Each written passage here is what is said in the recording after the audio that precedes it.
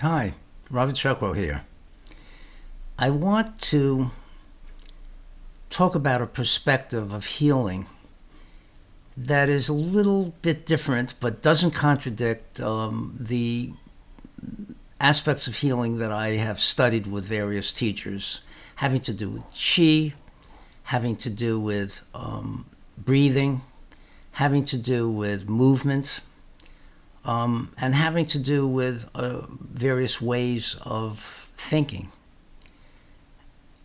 This is just a little bit different. So what I like to do is go as deeply to the root of whatever it is that I'm trying to study or understand. I've done that with physics, and it's helped me as a student who otherwise wouldn't have done as well. I feel I've done it with Tai-Chi, and healing is another subject that I'm extremely interested in. It's mainly self-healing, but it also extends to others. So let's look back billions of years ago. And we now pretty much scientifically know and agree that life started with single cells. We even find single-celled organisms in meteorites. And the thought now is that they're all over the universe. So at a certain point, these single cells, which were able to reproduce, they were able to take nutrients in and incorporate them, expel wastes, and have certain survival skills, started to coalesce into groups where they all had to be synchronized with each other in a certain way to keep the resulting organism, the multi-celled organism, safe, productive in terms of reproduction, etc., and able to get the right amount of nutrients so that it could reproduce and continue on. And we are all the way at the end of that kind of development. In other words, we are exhibiting the most final stages, not final, but the current stages of organisms, that multi-celled organisms with organs and perceptive systems, endocrine systems, electrical systems, muscles, etc. Very highly organized and specialized cells. Trillions of them, literally trillions of them.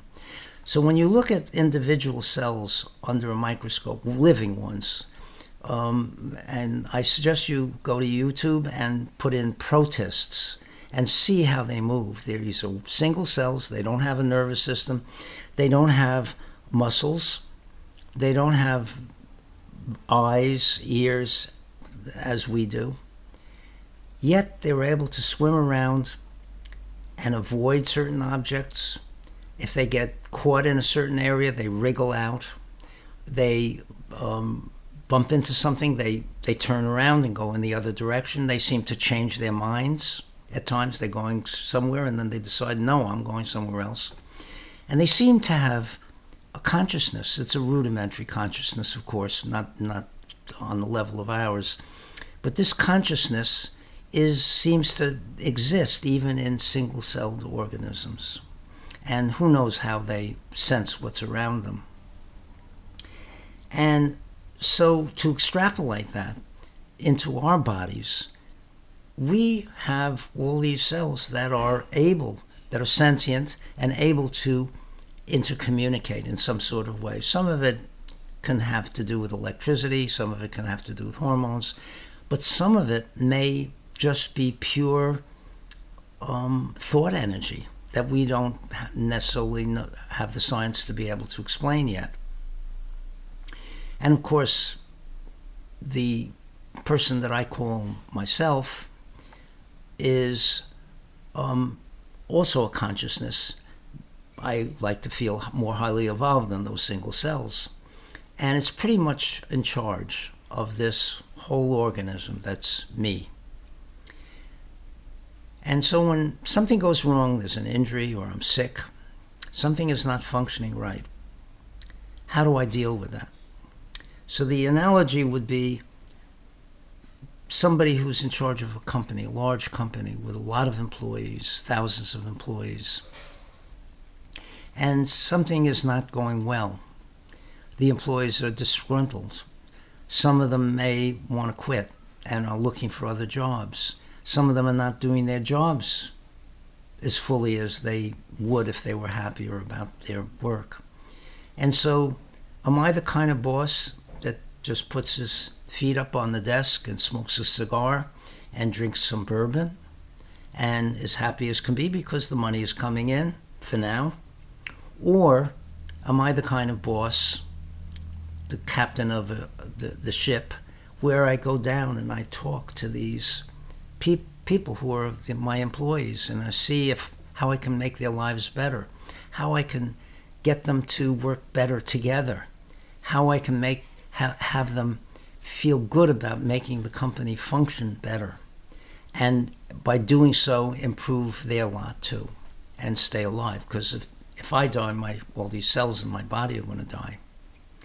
So that's my analogy. So when I'm sick or if I have an injury, what I do is it's a kind of meditation. I find a quiet spot, preferably in the dark with my eyes closed, and I zero into that spot where it's injured and things are in disarray. The cells are not talking to each other the right way. They're not interacting with each other. They're not doing their functions properly.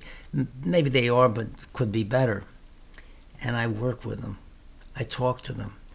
I do movements. I feel the chi going there. I'm sending my neural electricity there. But I'm also having a dialogue with them on some level. Now, that level, I think, includes a kind of telepathy that consciousnesses have with each other. I can't prove it, but I'm pretty convinced that that's the case. And I feel that I can do that with these cells and get them to be more along the lines of doing what they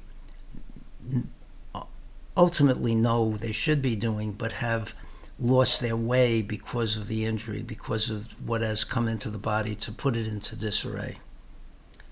And see these cells in their pristine state rather than just taking painkillers to wipe out that pain, which may have to take painkillers because the healing is, I feel exacerbated by the slow rate of healing is made worse when the pain is too intense.